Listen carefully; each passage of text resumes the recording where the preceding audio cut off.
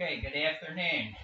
My name is Edward Porter, and I'm going to be giving a talk today on women's culture in the 1920s. And I have with me here as my audience uh, three lovely ladies. I have my wife, uh, my daughter Alexi, who's on the end, and in the middle is her friend Ashlyn. So they're going to sit and listen to me talk a little bit about women's culture in the 1920s. Women's culture started to change after the First World War because of the work that they did during the war. Working women increased by 25% during the war because the men were all fighting. The cultural changes also occurred as a result of women that were given the right to vote in 1920. The Roaring Twenties, as it was called, liberated women. They went from a stay-at-home mom or a stay-at-home woman or housewife who took care of the children and chores and took care of all the other household items, the cleaning, taking care of maybe on the farm, or whatever needed to be done while the man was at work, to become a more carefree attitude where they could go away from the house and enjoy a more social aspect of life. From this movement, the flapper girl emerged. They were women who were carefree, they were lively, they smoked, they wore short dresses, they drank, they went dancing, they wore lipstick. You'll notice them because they also had the short bobbed hair. And of course, during the 1920s, this was really a wake up call to most women and men who were of the conservative attitude before the war, where women just stayed at home and were modest and more conservative. So this was definitely a different change. And in today's culture, like the young ladies here would probably think that was nuts that women stayed at home and didn't work, because now a lot of women are in the workforce and it's become a commonplace. So it's just a little different now than what it would have been before World War One.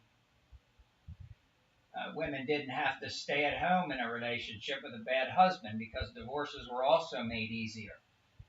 So now instead of staying at home and not liking how things were going at home, which was the custom before the war, now women could divorce their man and leave and go out and do whatever they wanted to do.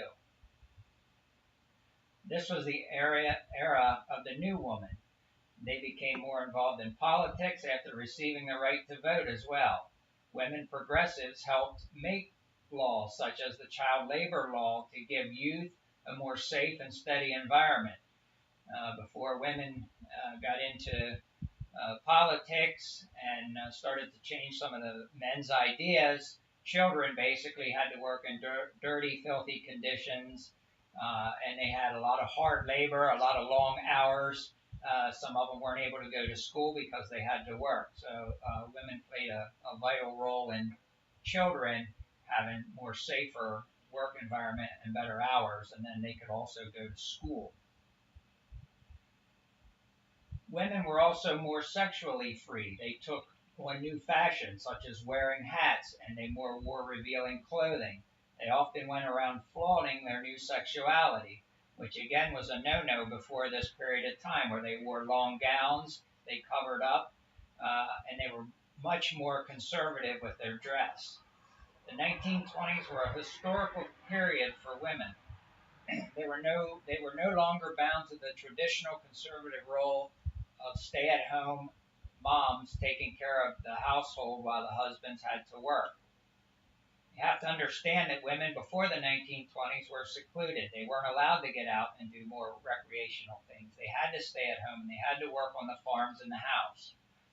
They were responsible for tending to the children, making their clothes, preparing meals, cleaning. They played the role of doctor. They played the role of teacher. So they had an overwhelming responsibility. The early 20th century also saw the invention of the automobile, which helped in part to allow women to move around and to expand nationwide. The information was becoming quicker, and you could get the word out more to your friends to other women friends and get them to come along to be that new liberated woman that some of them wanted to be. The fashion industry also exploded at this time. With women being free and liberated, many sought to buy the new risky look of the day and express their new freedoms. You saw women more in advertising. The economy was booming in the 1920s, so there were a lot of advertisers who took women and used that to their advantage to model clothing so that they could make money.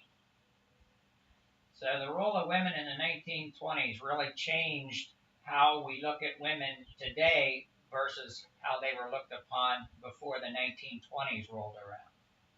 So to wrap things up, I would say that even though World War I was bad, it was a tragic event, there were some good things that came out of the war. Had the war not created a working environment for women, since the men were all fighting, they might not have many of the rights that they do today.